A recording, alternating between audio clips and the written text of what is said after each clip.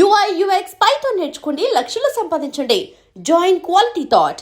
మొన్న చెర్లపల్లిలో మనకు తెలుసు కదా, ఈ విజయారెడ్డి అట్లాగే వాళ్ళ ఇద్దరు పిల్లలు, just inter first year, inter second year, వాళ్ళ డాటర్ అట్లాగే సన్, వీళ్ళు ముగ్గురు కలిసి ట్రైన్ ట్రాక్ మీద, అంటే ఈ గూడ్స్ ట్రైన్ ఎక్కడైతే వస్తుందో, ఎంత ఫాస్ట్గా వస్తుందో అని గమనించి తెలుసుకొని మరి ఆ ట్రాక్ మీద అందరిట్లా చేతులు గట్టిగా పట్టుకొని, తల్లి ఇద్దరు బిడ్డల చేతిని గట్టిగా పట్టుకొని హగ్ చేసుకొని చనిపోయినటువంటి ఘటన ఎంత కలకలం క్రియేట్ చేసిందో మనం అందరం కూడా చూసాం.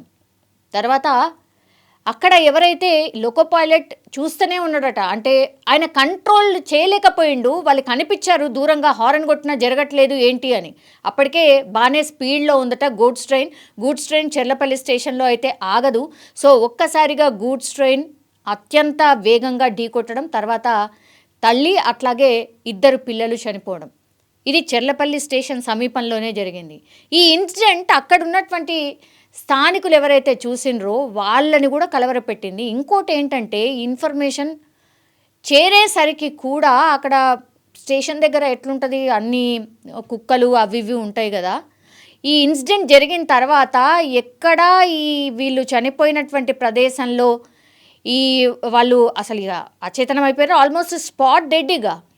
వాళ్ళది అంటే ఆ మృతదేహాల్ని పీక్కు తినడానికి కుక్కలు కూడా ఎదురు చూశాయని ప్రత్యక్ష సాక్షి చెప్పిండు. నిజంగా ఇది చెప్పాలంటే కూడా నాకే ఎట్లనో అనిపిస్తుంది. అంటే అంత భయంకరంగా చావు ఎందుకు కోరుకుంది అనేది తెలియదు, కానీ వాళ్ళ పిల్లల్ని ఎట్లా ప్రిపేర్ చేసింది ఇది అందరు కూడా మాట్లాడుతున్నారు. యాక్చువల్లీ అంటే చిన్న పిల్లలైతే కాదు, inter first year, inter second year, వాళ్ళ మమ్మీ చిన్న పెయిన్ వచ్చినా, వాళ్ళకి చిన్నగా ఏమన్నా అయినా సరే తట్టుకోలేనటువంటి మనిషి ఇంత కర్కశంగా ఎట్లా వాళ్ళని ట్యూన్ చేసి ఎట్లా ముగ్గురు చనిపోగలిగినరు అనేది కూడా అర్థం కాని పరిస్థితి.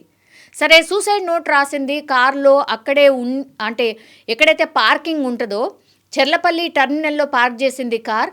ఆ కార్లో ఎక్కడైతే పార్కింగ్కి సంబంధించిన టికెట్ ఏదైతే ఉంటుందో దాని మీద క్లియర్ కట్గా రాసింది ఏమని, నా చావుకి ఎవరూ కారణం కాదు, నేను బతకలేకపోతున్నాను, సో దయచేసి నన్ను క్షమించండి అని ఒకే ఒక మాట రాసింది. సో ఎవరూ కూడా కారణం కాదు. మరి ఏమై ఉంటుంది ఇందులో, ఏం మిస్టరీ ఉంది, అంత కష్టం ఏమొచ్చింది, ఆమె చనిపోవడమే కాకుండా పిల్లల్ని కూడా కూడబెట్టుకొని ఎట్లా చనిపోయగలిగింది అనేది కూడా పూర్తి స్థాయిలో పోలీసులు కూడా విచారణ చేస్తున్న సందర్భం అయితే కనిపిస్తోంది. వాళ్ళ హస్బెండా ఇక్కడ ఉండడు, దుబాయ్లో ఉంటాడు. ఆయన 4 ఏళ్ళు అవుతోంది దుబాయ్కి వెళ్ళి. అండ్ సొంత ఇల్లు కూడా వాళ్ళకుంది, సొంత ఇల్లు బోడుపల్ దగ్గర సొంత ఇల్లు కూడా ఉంది. ఏమైనా ఫైనాన్షియల్ ఇబ్బందులు ఉన్నాయా అంటే ఏమీ లేదు. ఇంకేమైనా ఉన్నాయా అని అంటే ఇతరితర ఎన్ని యాంగిల్స్లో చూసినా అసలు ఎట్లాంటి ప్రాబ్లమ్స్ అయితే లేవు. కానీ ఇప్పుడు ఈ విజయ అనేటామెని ఒంటరితనం వేధిస్తుందట. అంటే ఒక టైప్ ఆఫ్ డిప్రెషన్లోకి, యాంగ్జైటీలోకి ఆమె వెళ్ళిపోయి, ఇంకా లైఫ్ నాకేమీ అనిపించట్లేదు, నాకు ఒంటరితనం చాలా ఎక్కువ అనిపిస్తోంది అని వాళ్ళ బంధువులకి కానీ లేదంటే వాళ్ళ క్లోజ్ ఫ్రెండ్స్కి కానీ ఈ మధ్య కాలంలోనే చెప్పడం స్టార్ట్ చేసిందట. అంటే జనరల్లీ కూడా మీరు చూడండి, ఎవరైనా సరే సింగిల్ పేరెంట్కి ఇట్లాంటివి జనరల్లీ ఉంటాయి. పిల్లల్ని చూసుకొని బతికేస్తూ ఉంటారు, తల్లులైనా తండ్రులైనా సరే. ఇక్కడ తండ్రి కూడా ఉన్నాడు, సంవత్సరంకి ఒకసారి వస్తూ ఉంటారు. ఆయన దుబాయ్లో ఇంకా కొంచెం మంచిగా సెటిల్ కావాలి అన్న ఉద్దేశంతోనే ఆయన అక్కడ వెళ్ళిపోయి ఉంటాడు. ఆయన పేరు వచ్చేసి సురేందర్ రెడ్డి. ఆయనకు కూడా అసలు అర్థం కాని పరిస్థితి అంటారు, పెద్ద క్వశ్చన్ మార్క్. పాపం ఆయన 31 తారీఖున ఇన్సిడెంట్ జరిగిందేమో, 30 తారీఖున, 31 తారీఖున ఈయన బర్త్డే రోజు ఆయనకి మీ ఫ్యామిలీ అందరూ ఇగో ఈ ట్రైన్ ట్రాక్ మీద పడి చనిపోయారు అని తెలుసుకోవాల్సిన సిచ్యువేషన్ వచ్చింది. అసలు ఇమాజిన్ కూడా చేయలేదు. ఒక రకంగా ఆయన బ్లాంక్ అయిపోయిండు. అదే మాట చెప్తున్నాడు కూడా, నాకేం అర్థం కావట్లేదు, ఇంత ఈ కొద్ది నిమిషాల్లోనే నా లైఫే టర్న్ అయిపోయింది అన్నటువంటి మాట ఆయన చెప్తున్నాడు. పాపం ఆయనకి ఇన్సిడెంట్కి అసలు క్లూ కూడా లేదు, చిన్న క్లూ లేకుండానే మొత్తం ఫ్యామిలీ అంతా కూడా ఆయన కళ్ళ ముంగట్టుకెళ్ళి మాయమైపోయింది. పోనీ వైఫ్తోనే ఏమన్నా ఇబ్బందులా, కొట్లాటలా ఏమన్నా అనంటే అది కూడా ఏమీ లేదు, నా వైఫ్ దేవత అని హస్బెండ్ చెప్తున్నటువంటి మాట.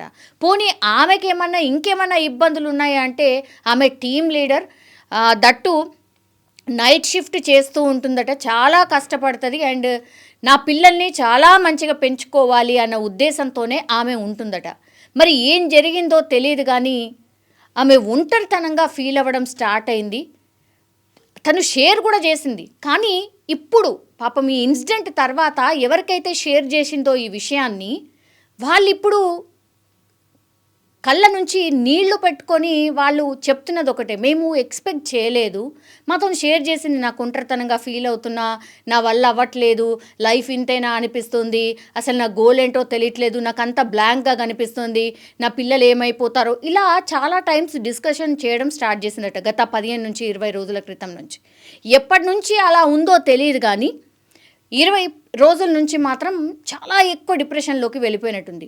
వాళ్ళ పిల్లలు హాస్టల్లో చదువుకునే పిల్లల్ని ఏం చెప్పిండ్రు, కాలేజ్లో ఎవరో బంధువు చనిపోయినరు అని చెప్పి సాయంత్రం పూట వాళ్ళని పిక్ చేసుకొని దాని తర్వాత ఆఫీస్కి వెళ్తున్నానని వాళ్ళ అమ్మ తల్లి వాళ్ళతో పాటే ఉంటుందట, తండ్రి లేడు, తల్లి మాత్రమే ఉంటుంది కాబట్టి ఆమెకు కూడా చెప్పి కార్ తీసుకొని వాళ్ళిద్దరి పిల్లల్ని ఎక్కించుకొని కొద్దిసేపు చెర్లపల్లి స్టేషన్ దగ్గర ఆగి వాళ్ళ పిల్లలకి, మరి నా వల్ల అయితలేదు, మళ్ళీ నీ ఫ్యూచర్ ఏముంటుందో నాకు తెలియదు, నాకు ఇలా అనిపిస్తోంది అని వాళ్ళ పిల్లలకు చెప్పడంతో పిల్లలు కూడా ఏమీ ఆలోచించకుండా, సీసీ ఫుటేజ్ చూస్తే కూడా ఇంత కూడా ఏమీ ఆలోచించకుండా, తడబడకుండా, ఏం మాత్రం ఆలోచన లేకుండా తల్లితోని పోయినరు. ట్రాక్ మీదకి పోయి నిల్చున్న తర్వాత ఎక్కడైతే ట్రైన్ వస్తుందో ఆ సౌండ్ విని హగ్ చేసుకొని వాళ్ళ చేతుల్ని గట్టిగా పట్టుకొని తర్వాత ట్రైన్ వాళ్ళని ఢీకొట్టడం, స్పాట్లోనే చనిపోవడం. ఎంత భయంకరం అంటే ఒంటరితనం ఏదైనా చేయిస్తుంది అని చెప్పడానికి ఈ ఇన్సిడెంట్ అనుకోవచ్చు. కానీ పాపం నిజంగానే ఒంటరితనంగా ఫీల్ అవుతున్నప్పుడు ఎవరితోనైతే షేర్ చేసిందో వాళ్ళు ఇంకొంత మంచిగా గైడ్ చేసి వాళ్ళ కుటుంబ సభ్యులకు చెప్పి వాళ్ళ హస్బెండ్తోని మాట్లాడి ఇట్లేమన్నా చేసుంటే బాగుండేదేమో, మేబీ బతికేదేమో అనే ఆలోచన పాపం వాళ్ళు కూడా చేస్తున్నారు. కానీ ఇంత పెద్ద డిసిషన్ తీసుకుంటుందని ఎవరు కూడా ఎక్స్పెక్ట్ చేయలేదు. అసలు ఈ ఇన్సిడెంట్ తెలిసిన తర్వాత ఆమె వర్క్ చేస్తున్నటువంటి ప్లేస్, వీళ్ళు పిల్లలు చదువుతున్నటువంటి ప్లేస్, అట్లాగే వాళ్ళ హస్బెండ్ వర్క్ చేస్తున్నటువంటి ప్లేస్, ఎవ్వరు కూడా ఈ ఇన్సిడెంట్ని జీర్ణించుకోవట్లేదు. ఏదైనా మిస్టరీ ఉంటుందేమో, ఇంకేదో అయి ఉంటుందేమో అని మొన్న 2 రోజుల నుంచి ఈ సమాచారాన్ని ఎంత ట్రాక్ చేసినా పోలీసులకు కూడా ఎట్లాంటి క్లూ లేదు.